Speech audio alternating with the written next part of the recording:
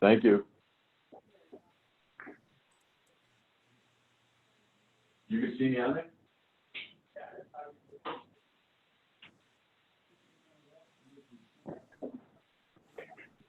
All right, everyone's starting to roll in. We're just going to give it a minute and we'll be starting up shortly. Thanks for joining us today.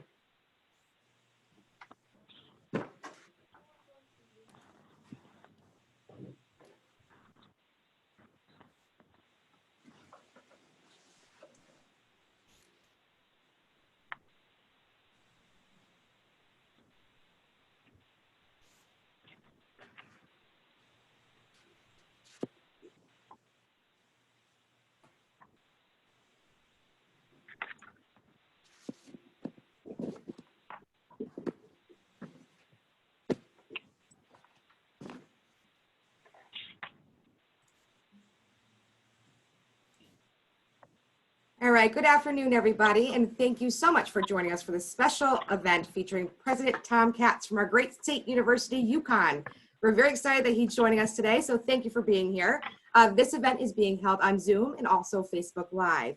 I just want to go over a few things real quick before we get started today. So as you know, everybody will be muted. If you have a question, please use the question and answer function at the bottom or the chat function. Jeff Pugliese, my colleague, and I will be handling those.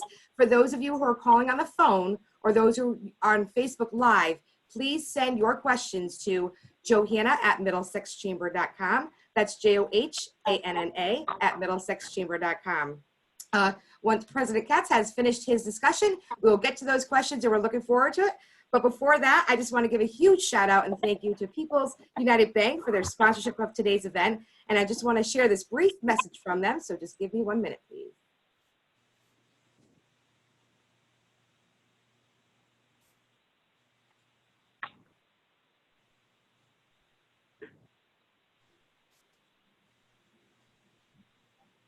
Love technology. Give me 1 sec.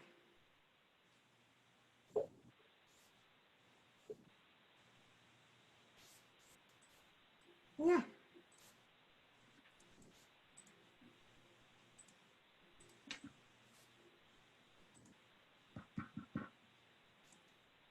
Hold on, we have a little delay here.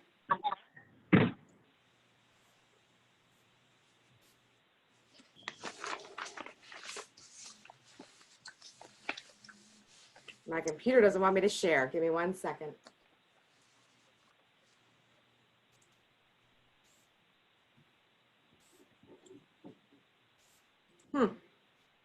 All right, let's try this again. Sorry about that. Nothing like technical difficulties.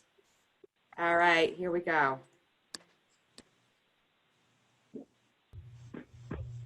There you go.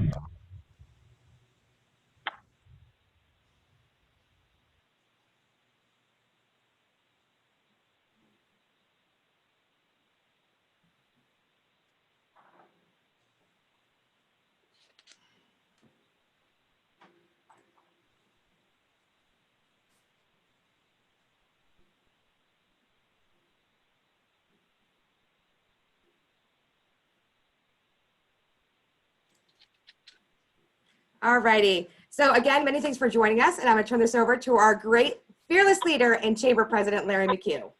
Okay, thank you very much for everyone being with us here today, especially those that are on Zoom, Facebook Live. A big thanks to CTN for covering this also. I really appreciate their longtime support of the state of Connecticut and, of course, our chamber. They're on our workshop this morning also.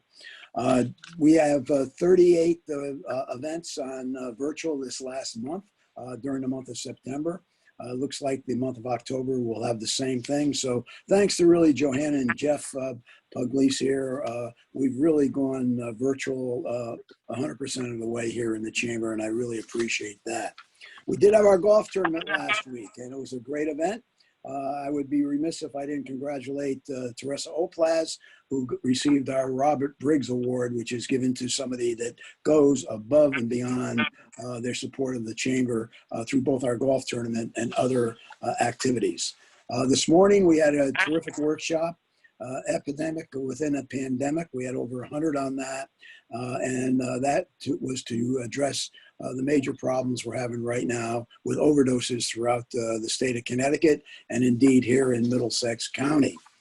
We have a lot of events coming up. We have a big one with our women's leadership group, Own Your Own Voice, on Wednesday, September 30th at 5 o'clock. We have a Muse, which is our collision event. That'll be coming up also on September 30th. And of course, we have Dan Hurley, the basketball coach at the University of Connecticut, on October 14th. I want to also thank Tom Katsouleas for joining us here today. I really appreciate everything that he's doing at the University of Connecticut during these very tough times with COVID-19. As a past chair of Yukon, I realize the amount of activity, the tough job it is in normal times to be president of a great university. Also, a quick shout out to moving up in the national rankings. That's very good. We had a little slippage there for a while, but going back up, I think, is the correct way to go. And it gives me a great honor now to introduce our chairman of the chamber, Tom Byrne from Connecticut Rental.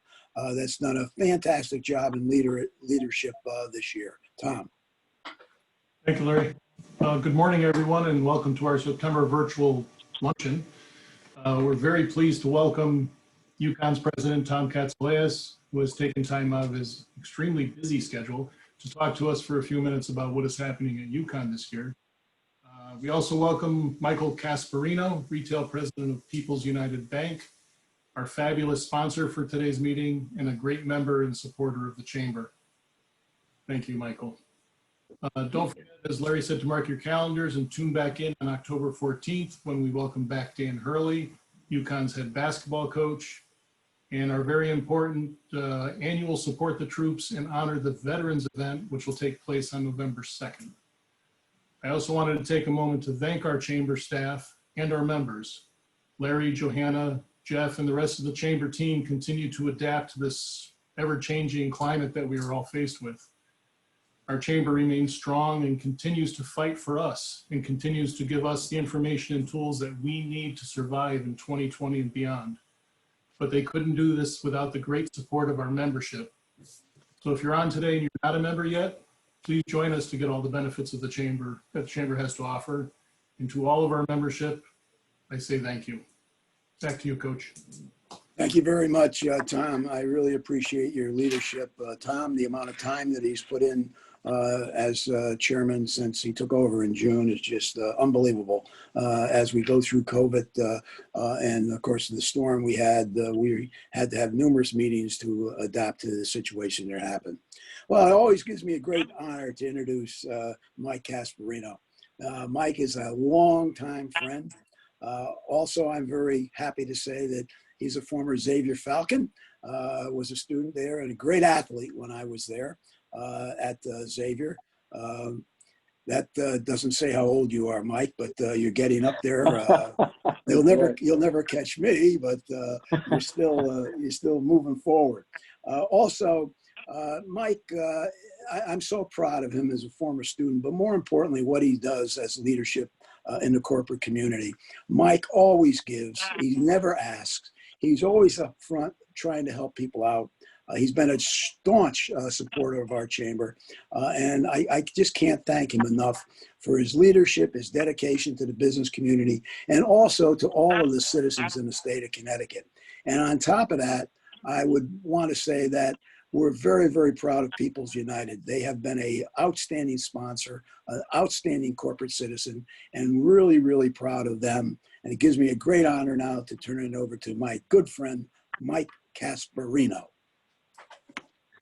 Larry, thank you for that nice introduction and kind remarks. It means an awful lot coming from you, Coach. Thank you. Good afternoon, ladies and gentlemen. Thank you for being here today. I know you would all agree that these Middlesex Chamber monthly meetings continue to be the most impressive month after month and year after year. The large crowds, strong support of membership, and special guest speakers continue to make it one of the finest and most recognizable chambers in the country. However, this year, our Middlesex Chamber Luncheon meeting is a virtual one due to the recent pandemic. Even though you are attending remotely, we still have a large and enthusiastic crowd. This large crowd proves how special our Middlesex Chamber community really is. Larry, we all want to thank you, Johanna, your staff, Tom Burns, for your outstanding leadership year after year. I know we can't give you a round of applause, but everybody at their camera, please clap for them because they do an outstanding job to represent this community. Also, I would be remiss today if I didn't say today's a special day, September 23rd. We have a special birthday to announce for our chamber leader, Larry McHugh. Let's give Larry a great birthday welcome and have a great day with your family, friends, and the community. Larry, happy birthday. Outstanding. So the summer is basically coming to a close. A lot has changed over the past year, mainly due to the pandemic, which impacts all of our lives and how we do business, how we communicate, how we travel, how we play sports, entertain, socialize, and how we educate and learn. With that being said, we are all in this together, and our business community remains strong. The good news is that our state and business community is stronger than ever, and we will get through this together. Ladies and gentlemen, for the 20th consecutive year, People's United Bank is very proud to sponsor another special Middlesex Chamber monthly meeting event. It also gives me great pleasure and an honor to have the opportunity to introduce today's speaker, the President of the University of Connecticut, Thomas Katsouleas. Quick background on President Katsouleas, which is extremely impressive, by the way. Thomas Katsouleas was appointed as the 16th president of the University of Connecticut by its Board of Trustees in February of 2019 and arrived on campus last August of 2019. Prior to arriving at Yukon, President Katsouleas was the executive vice president and provost at Virginia since 2015, having been appointed to the position after serving for 7 years at Duke University as the Dean of the Pratt School of Engineering and Professor of Electrical and Computer Engineering.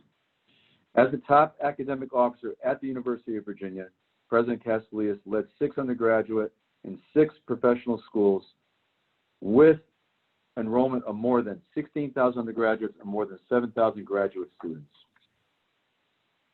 President Katsouleas earned his bachelor's degree, summa cum laude, in 1979 from UCLA and stayed at UCLA to pursue and receive his PhD in physics in 1984. He is the leading scholar in the field of plasma science and has authored or co-authored more than 250 publications. He has deep roots in the academic community, having served a term as president of the Faculty and Academic Senate at USC during his time in its engineering school. And he was a researcher and faculty member at UCLA for 7 years after receiving his PhD before joining the University of Southern California faculty as an associate professor of electrical engineering in 1991, becoming full professor in 1997. While at Duke, he has also created the Grand Challenge Scholars Program of the National Academy of Engineering, NAE, a program now emulated at more than 120 universities across the United States and in several countries around the world. In addition to focusing on the research and academic enterprises, he has a special interest in ensuring the quality of student experience through ensuring diversity, shared values of respect, and responsibility in recruiting highly talented faculty whose backgrounds reflect those of the students they teach. This past year, President Katsouleas has been extremely busy, not only leading our university to new heights and getting Yukon to move up 1 spot to number 23 on the United States News rankings of top public universities in the country, but also navigating Yukon students, faculty, and community through this national pandemic. Let's show our support and appreciation. Give President Katsouleas a big welcoming round of applause. Thank you, President. Thank you for being here. Thank you, Michael. What a warm and generous introduction. You know, it was great to meet you backstage, so to speak, before this event, and to hear that People's United Bank had helped almost 20,000 businesses get PPP loans. That's really taking your business from being about finance to being about helping people bridge to their dreams and to survive. So thanks for all that you're doing. Thank you to the Chamber for inviting me here today. It's a pleasure to speak with this group about some of the exciting things happening at Uconn and how we're meeting a number of challenges.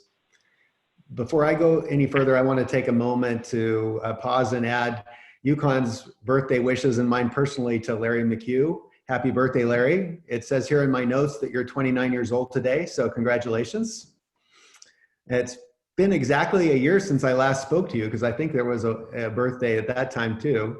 and just over a year since I became president of Yukon. And I'm relieved to say it's been a very calm and uneventful year with very, very little in terms of the unexpected. Just kidding, of course. In actuality, it is not far from the year I expected, actually. It's been filled with challenges and opportunities. It's just that some of them we knew about and some we didn't. So let's talk a little bit about how Yukon has risen to the occasion since March. Yukon Health, first of all, pivoted all of its bed capacity and personnel to taking in COVID patients.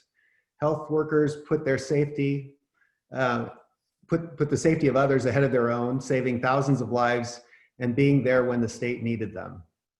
On the education side, in a matter of days, we were able to transition about 5,000 courses from in-person instruction to fully online instruction. We did this without having to sacrifice a single class, including lab and artistic performance classes. I say repeatedly that I'm so proud of our faculty, staff, and students, but it's our sense of community that I think has been key to our success. We had deep experience in online instruction in almost every department, and we had a great support system in our Center for Excellence in Teaching and Learning. But it was really the willingness of those with expertise and experience in this domain to reach out and mentor and support the others who did not, that really was the key to the success. It was about community. The transition to online was not perfect, but I asked repeatedly of students, what was the more difficult adjustment? Was it the social adjustment or the academic adjustment? And to a person, every one of them told me it was the social adjustment, which I take as an indication, at least, that the academic part worked. In the midst of that transition and the grandest global experiment in higher education history, our faculty members created, in very little time, an online class on the COVID-19 pandemic that saw more than 4,000 students enroll and complete the class. You should know that's the largest single class in the history of the university. It's a great example of the value of a broad context research university and its ability to bring scholarly perspectives and help students understand the world around them at a bewildering time. Students gain the perspectives of biologists, historians, and scholars from business and commerce, behavior, and sociology. It's only possible at a place with research faculty who are creating new knowledge in real time, because there aren't any textbooks that can teach about an event like this. They aren't written yet. So that's one of the exciting things about what Yukon did, and we're doing it again this semester with a course on anti-Black racism, responding to a similar need of our students to understand the historical and sociological and other contexts of the struggle for equality and justice that is going on right now. In May, we graduated the largest and most diverse class in the 139-year history of the institution, and our live online commencement ceremony was attended by more than 45,000 people, making it the largest ceremony in our history. By the numbers, this past year was the best year in Yukon history, believe it or not. We set records for philanthropy at $89 million and research funding at $280 million in new awards. Our faculty were writing new proposals in the middle of the pandemic, some of them even pivoting their research to understand the disease and seek vaccines and therapies. It was also the best year in our history for faculty and student recognition. You may recall Wawa Gatharu became Yukon's first Rhodes Scholar, and we set records for most undergraduate Goldwater Scholars in STEM, most NSF Early Career Awards for faculty, both at levels that fewer than 20 universities nationally achieved. Don't get me wrong, it hasn't all been smooth sailing, but we've been able to continue our mission of education, research, and patient care, all the while putting safety and health of our community and the surrounding community and state as foremost. We have supported and benefited from the strong leadership of Governor Lamont and his administration in keeping Connecticut one of the safest states in the nation. And we have adhered rigorously to the gating conditions established by the governor's working group on higher education reentry. You may have heard that we closed in March. Well, Yukon never truly closed. Not only did teaching and research continue online, but we still had nearly 1,000 students living in our residence halls because they weren't able to go home or it wasn't safe for them to go home, many of them international students. And later in the summer, we had another 1,000 students either working in labs or training in athletics. And through all that time, from March until August, we adopted procedures and protocols to keep those students and the faculty and staff members who work with them safe. We had, during that period, one isolated case in our dorms and one in the labs, and we were able to isolate and prevent further spread. That helped inform our decisions about what to do next, and in particular, whether or not to return in-person instruction in some form this fall. I had an interesting conversation with Senator Chris Murphy I wanted to share with you after the spring online semester. Senator Murphy asked me if the result of that experience would be the end of residential colleges as we know it, asking if now that people realize they could get their education entirely online, would they still want to go in person? I told him that here's the surprise. We heard overwhelmingly from students and parents that although online worked in terms of transferring knowledge, it's not the experience that they were seeking or what they valued. They missed the social connections and the intellectual collisions with people from widely different backgrounds and perspectives, so important to their personal growth in the college experience. So with that as insight, we made the decision to return this fall in a hybrid format. There were three keys to our strategy to do so safely. One was a massive amount of initial testing and quarantining to create a sort of bubble in our residence halls. Two was to de-densify our campus spaces with 6-foot spacing, masks, redesigned classrooms, redesigned egress and entrance and exits, changed dining and protocols. And the third thing was a major effort to enlist students and faculty scholars as partners in a safe behavior campaign that would keep us safe and keep us open. In all three of these strategies, we drew upon our sense of community. Everyone was involved, from the facilities and public safety staff at each of our campuses, to the infectious disease scholars at Yukon Health and Jack's labs, to the art gallery personnel at Avery Point who moved their exhibits outdoors. I'm so proud of our community. In one of the WebEx team meetings I attended last month, there were people from 15 different departments, many of whom had never worked together, ranging from junior staff to senior scholars and senior administrators, all of them working side by side as a single team. The interesting thing is none of them had been hired to work on COVID reentry strategy, yet all of them were. So let me share one example of how the community rallied. This is the story of Kendra Moss, a scientist at one of our core genomics research facilities. She realized that our PCR sequencing equipment for basic genomics research could be converted to a diagnostic for supporting our safe return. She had the idea to work with collaborators in facilities, IT, and our Genomics Institute to develop a method of testing wastewater for traces of the COVID-19 virus. By testing wastewater at 6 places downstream of our residence halls across campus, we have daily advanced information on where the disease is spreading, and we are using that to guide our testing strategy. The technique has exquisite sensitivity and temporal spatial resolution. That's the laser plasma accelerator in me, meaning we know in time and place exactly where the disease is spreading. And we have sensitivity down to the level of even a single person with the virus. We have a minimal signal based on one of our positive cases being at one apartment, and we were able to pick that up in the wastewater. So it's an extraordinarily powerful blend of bringing scholarship to bear on a holistic university challenge. I want to make a special note about our faculty. Recognizing that our faculty were more at risk in general than our students, we gave all faculty a choice of online or in-person instruction this year. One of the few institutions to give faculty that choice. It turned out very well in that we had about 1/3 of the faculty opt for teaching in person, which was just about our capacity based on our de-densified strategy. And now about our incredible students. Knowing that our students would be the key to the success or failure of any effort towards resuming in-person instruction, we developed the Yukon Promise in partnership with student leaders and our own faculty experts in behavioral health, an area in which we are ranked top 5 nationally in research. The Yukon Promise is a pledge that we asked all of our undergraduate and graduate students to take, in which they promised to follow public health guidelines during the pandemic. But it's grounded in the notion that we are a community and that a successful community needs mutual respect and care for one another. The students are taking ownership of this issue, and we're seeing peer pressure applied in very positive ways. Students have told me that an invitation to a party is now more likely to be greeted with, don't you dare, rather than what time should I be there? In fact, we have not seen spread of the virus via large parties that have been the undoing of peer institutions across the country. And although the semester is only a month old, we're able to make the following observations. Through contact tracing and quarantine, we've been able to limit the spread of the virus to fluctuate somewhere around a 1% positivity rate, roughly on par with the state average overall. We have not been able to eliminate the virus spread, and 3 isolated clusters have appeared. One has been arrested through testing, isolation, and contact tracing.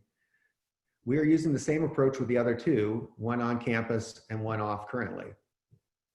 Some things did not work as well as we planned. Creating a bubble really didn't work. We weren't able to maintain the bubble, but other things worked better than we expected. One of them was contact tracing and early indicators. The second was early indicators based on wastewater testing. This enabled us to focus on clusters and to test and quarantine, and it was very effective. The other thing that worked well is the barriers that we'd established to prevent spread on campus.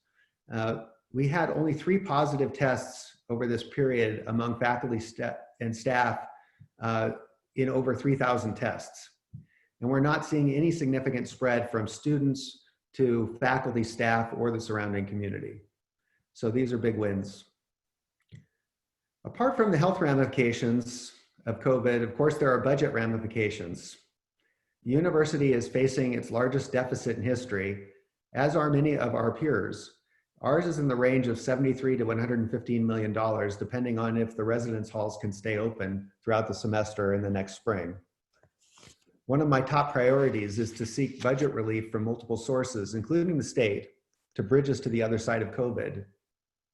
To avoid retrenchment after years of positive investment by the state and positive movement by the university, and to ensure that the financial burden of COVID is not passed on disproportionately to students and parents. So there's no way around the fact that this year is going to be remembered as the COVID-19 year. But I want to share a couple of stories that show that a true community effort can still preserve the essence of the university experience alongside our critical missions. This is a story from the first day of the semester. I didn't know what to expect. I put on my Yukon branded face mask and I went out for a walk around campus just to see how people were doing. And superficially, it was different. Everyone was wearing a mask for one thing, but if you looked a little deeper, it was a first day not all that different from every first day. One of the things that happens on the first day of any fall semester is that new students get lost trying to find their classes. And sure enough, there were freshmen walking around getting lost. I went into the library and talked with some other freshmen who had been having trouble configuring their online classes. And it struck me that here's the difference between this semester and every other semester. Freshmen are still getting lost, but this year they're getting lost in cyberspace as well as in person. But ultimately, the freshmen found their classes, settled in, and what happened next is not all that different from what happened in the fall of 2019 or in the fall of 1959. One student told me she had a pathobiology class in a huge lecture hall, and at first it was strange to have 50 people in a space intended for 200. But as she told me, the professor was speaking through a mask, but that didn't change the experience that much. You forget about it and your focus becomes pathobiology. What a wonderful, resilient attitude to have in life. Whatever comes next in this semester and beyond, I know that student and our community is ready for it. So finally, what about athletics, you may ask? I'm particularly proud of our football team who reached consensus among themselves that competing didn't make sense under current safety protocols of our state. They are still training, and I'm told getting stronger and faster, and looking forward to next season, or perhaps even a regional game or two this spring. Basketball and other spring sports have been practicing too. The NCAA has set November 25th as the start of basketball, and we're learning more all the time about strategies to allow players to compete and travel safely. It's less clear about protecting fans, and so the games may be on TV at first. But as I like to say, someday, not too soon, but before too long, we will again be able to cheer our Huskies to victory in person and all together. So thank you for having me as your guest, and I'm happy to take any questions you have. Okay, that's my cue. Thank you very much, Tom and Mike. My name is Jeff Pugliese. I'm a VP here at the Chamber along with Johanna Bond, and I'll be moderating the question and answer portion of today's virtual luncheon. I'm honored to do that, so I appreciate your support. Thank you again for joining us, Tom, and for the great work that you and your team are doing at our flagship university, which is so important to all of us. We do have a few questions for you that have come into our office either in advance of today's event or via the chat portal. So let's get right to it. You ready to roll, Tom? Ready to roll. All right.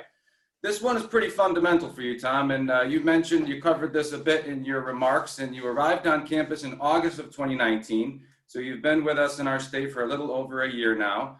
It's been quite an interesting year, as you have mentioned, but fundamentally, how do you like the state of Connecticut so far? And can you give us a sense of what your first year has been like as a resident of our great state? Well, you know, I love this state. It's been so warm and welcoming to me.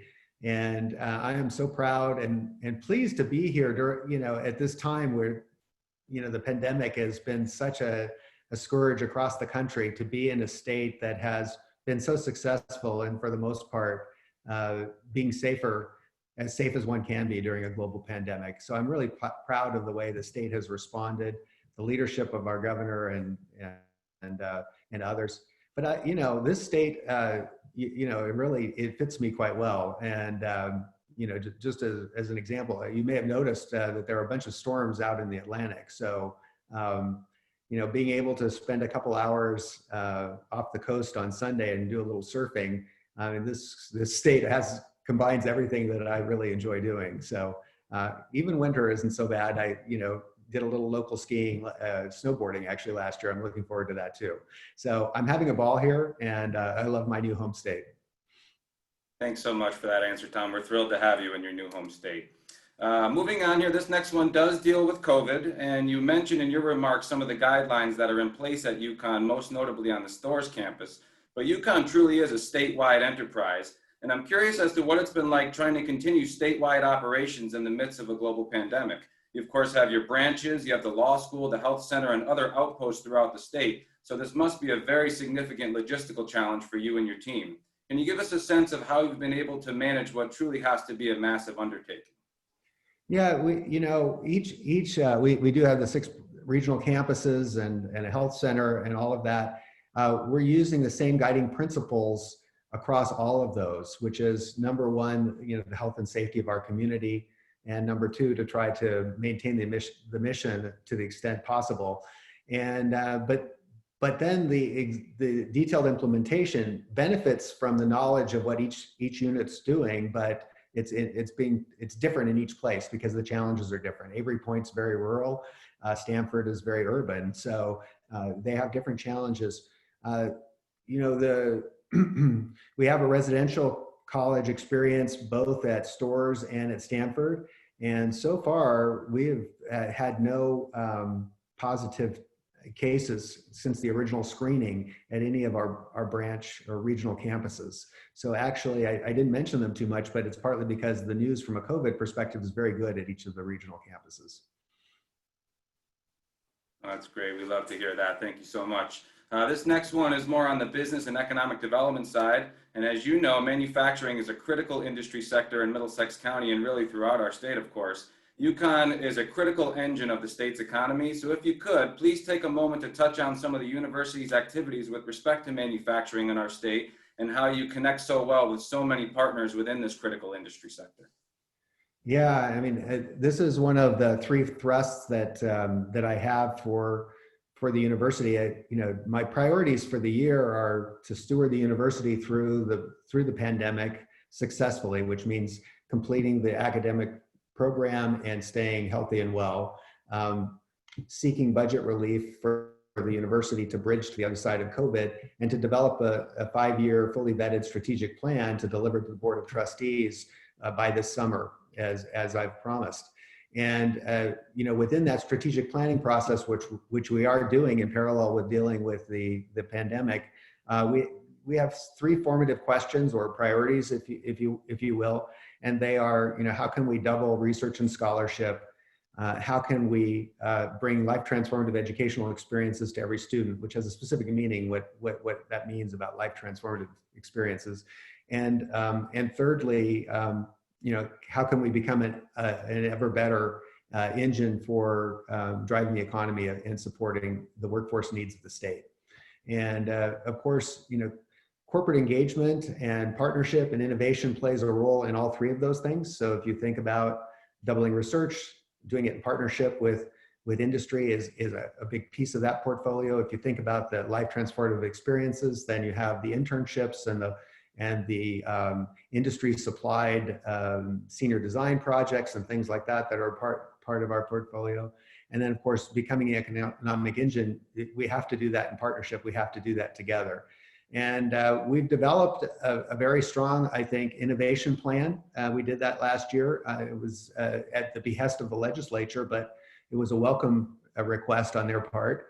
And it's a multi-year plan that would bring us from where we are now to best in class in terms of innovation, tech transfer, the transfer of intellectual property and creation of intellectual property, and that its transfer to the marketplace. And we're somewhat delayed a little bit by this hiccup, financially, but it still remains a top priority of ours to invest in this direction. And within that, I mean, there's a piece of the strategy is regional sector partnerships. And the regional sector partnerships, Middlesex and advanced manufacturing is a key one. Biotech is another, and data science down in Stanford is a third. So I expect those will be huge thrusts going forward, and we're very excited about the possibilities. We have some wonderful partners in our companies. I have a corporate presidential advisory council that I meet with each semester, and we just met last week and with the CEOs from a number of these companies. That panel includes CEOs from Pratt Whitney, Sikorsky, Synchrony, Travelers, the Hartford, and the list goes on and on.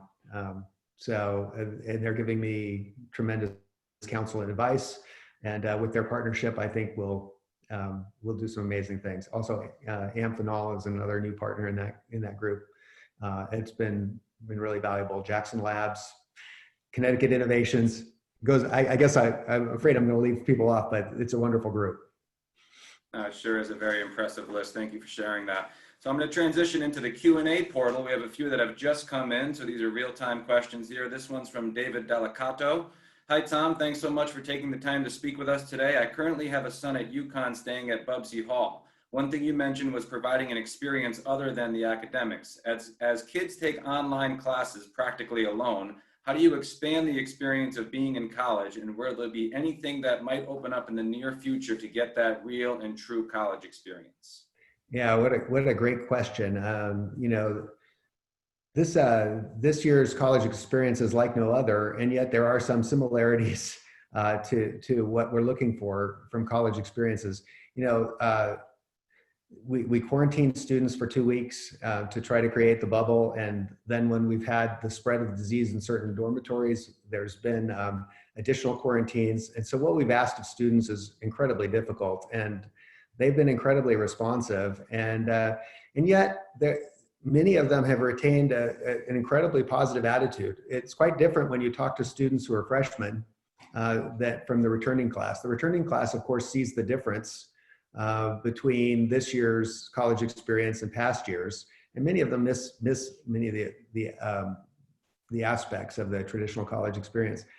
But we're trying to replace those college experiences in ways that we can. One of the ones that we did during the first 2-week quarantine is we had a grab and go tie-dye t-shirt dyeing activity. So this is the 1960s meets COVID era. Grab and go and tie-dye your t-shirt, often in a space where you could be far apart and work together far apart. And I talked to a number of the students waiting in line for their t-shirts, and some of the freshmen told me, first of all, thank you for being open. They really had a sense of appreciation that many peer institutions did not give students that option, realizing that even though it was a different college experience, at least they were given that option to have it, and they were grateful. And for a college freshman, he said he was having a wonderful college experience. Really didn't know, didn't have the perspective to compare it to anything else. So, it is challenging, it is different, but it is strangely wonderful for a large portion of the student body. And we're going to keep working at providing the kinds of activities that allow it to be what they value. And I think over time, and we're hoping in the spring, we're going to be able to open up and do more socially distant, safe gatherings. One of the things we have not been able to do up until now is allow student groups to organize events. And that's one of the big missing pieces from our campus landscape right now. And we just haven't felt that it was safe enough to do that. But we're getting to the point where students, are taking responsibility for doing things in a safe way, where we can let them organize even relatively large social gatherings, provided that they're, appropriately social distance outside, wearing masks and things like that. So, so it's coming. And so I would say to your son, hang in there, and we're going to bring as much of the traditional college experience to you as we can. Great answer. Thanks so much, Tom. And David just indicated he appreciates your answer very much. Moving on here, this one's from Adam Lazowski in the question and answer portal here. Can you give us a brief update on construction and design projects that have been scheduled for this year? I've heard that a number of projects have been put on hold. Has there been a reduction in the staff in the design and construction department at Yukon due to budget issues? So, there's been budget cuts across all of Yukon, but we have not had any system-wide staff layoffs. We have not replaced people through attrition, but not a significant number that would interfere with our construction and facilities, grounds, buildings and grounds team. So there's a number of forward steps that we've taken in the past year. Before COVID hit, we completed the athletics complex that includes baseball, softball, and soccer. And that's a beautiful new addition to the landscape and the life of Yukon. And we've currently broken ground on Science One. So that was part of the Yukon 2000 investment and a prioritized investment in academic infrastructure to allow us to support things like doubling research and scholarship. And that's going on. And construction's taking place, and you can watch it, from an aerial drone. So forward progress is continuing. That's obviously funded historically by a bond fund, and so that was money that was there before COVID came. Great, thank you, Tom. This next one deals with scholarship programs for families making less than $50,000 a year. So care to offer any thoughts on those scholarship options or any other relief options for those particular families? Yeah, we're really proud to announce last year this new program called Connecticut Commitment, which was a way for us to sharpen our message around affordability and the important aspect of our mission to provide access to an excellent education to a broad swath of the citizenry of the state and any student who deserves it. And the message is, if your family earns less than $50,000 a year, Uconn will cover the tuition. Don't hesitate. Come and apply. What we had seen is a lot of the students in those demographics just felt that a public flagship like Uconn, a research university, was beyond them, was not for them. It was for the elite. And we wanted to sharpen that message. And also expand our support for need-based financial aid. And so that program has been really successful. We have a couple of hundred students, more than 200 students, who benefited from that program this fall.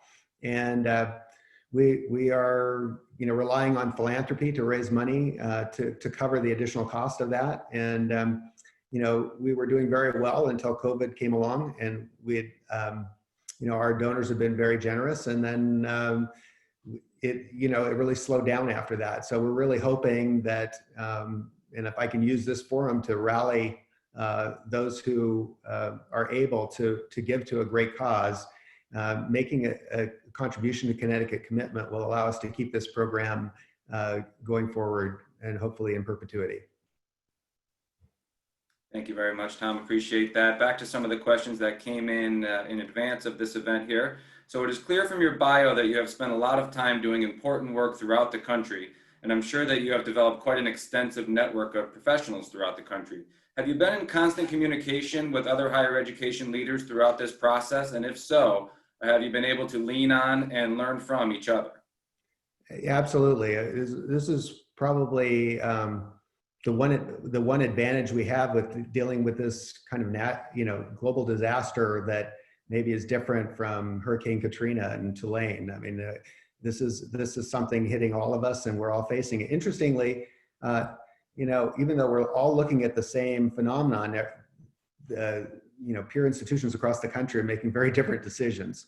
But we have been in close contact with a number of different groups of presidents across the country and comparing notes. Obviously we have, right across the border, UMass Amherst, but there's a consortium of New England presidents that we get together periodically, maybe every month or so, and meet. I have phone calls periodically with Peter Salovey at Yale, and we compare notes. That's been very helpful. We've relied on each other's research and scholarship. Yale did a research study on modeling the spread of the disease based on rapid testing and removing those who tested positive out of the population. That guided some of our strategy around testing, and we've done work on the behavioral health aspect and how do we motivate students to stay well so we can stay open, and we've shared that with other peer institutions. So there's been a lot of exchange back and forth. It really is a sense of community. We all want each other to succeed. And within the state of Connecticut, we've benefited from this working group that I mentioned in my talk that was created by the governor, and it had representation from the Connecticut state colleges, from us, from private colleges, and we've all shared ideas and strategies. And Connecticut as a whole has benefited from that, and our colleges and universities, both public and private, have fared far better than the average. Great, thanks so much for that. I think we have time for maybe one, maybe two more from my end. Switching gears a little bit, you mentioned the Jackson Laboratory for Genomic Medicine, and we were very fortunate to have Dr. Liu as a keynote speaker at a virtual luncheon back in May, and he was fantastic, which I'm sure does not surprise you, Tom. Not surprised. Can you give us a sense of what your relationship with Jackson Labs and Dr. Liu has been like during your tenure, and how your student body has intersected with the Jackson Labs team throughout this past 6 months or so? Yeah, I mean, it's a wonderful partnership. It's really been helpful that Ed Liu actually he was the CEO of Jax Labs, has a background in epidemiology. So he's been able to give us personal expertise guidance as well as support and partnership from Jax Lab. Jax Labs, of course, is one of the leading genomics institutes in the country. They responded to a call from the governor to increase their capacity to go beyond research and be able to do up to 20,000 COVID tests a day during that period where nationally we're seeing there was a big shortage of tests. And so it was great to have them here in Connecticut as an asset and a support. And Ed and I talked from the beginning about using Jax Labs as part of a portfolio of providers to help us meet our massive testing need. We tested 15,000 students and faculty and staff as they re-entered the campus. That's a massive number in a few days, right? And so we relied on several providers, but Jax and our own Uconn health team were a big part of that. So, we've benefited from the partnership a lot of different ways in research. You may have seen there was a lot of coverage from, a research partnership we have with Seijun Lee and his wife, who are faculty at Yukon and staff at Jax Labs. They sent up some mice into space on the space shuttle and did the first experiments showing that the pharmaceutical solutions could prevent muscle atrophy in space, and that has ramifications for obviously future astronauts, but more importantly for preventing atrophy in various diseases here on Earth. So those are the kinds of examples of things we're doing together with Jack's Labs, and it's been really powerful. It's also been really helpful for us to recruit people like Sejun Lee, who's a National Academy member, to come to Yukon, and it's because of the ability to partner with the Jackson Labs. Sometimes it's the ability to partner with Children's Hospital, but those relationships are absolutely critical to bringing the talent that we want to Connecticut and to Yukon. And of course, that's what a university is all about. Our most valuable asset is our people, and Jax is an important part of that. Question. Thanks so much, Tom. I see Coach is back. Larry, you want me to go with one more, or you want to take the reins again? No, we're all set. Johanna, go ahead. You got it.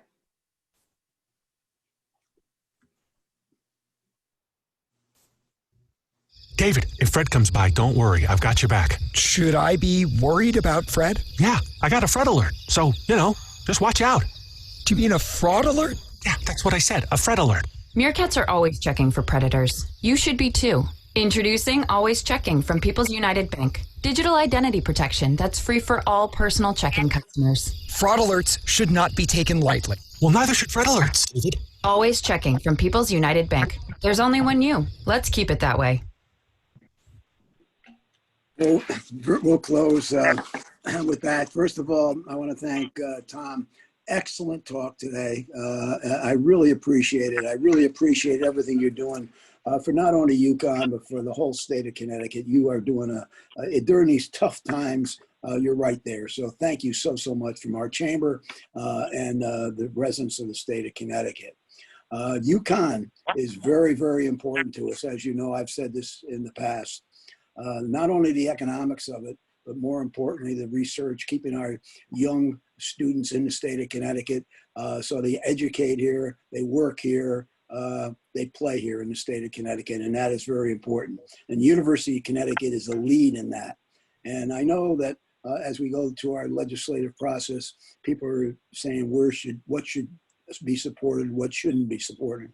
The only thing I can say is higher education is very, very important to the business community, and we have to get out.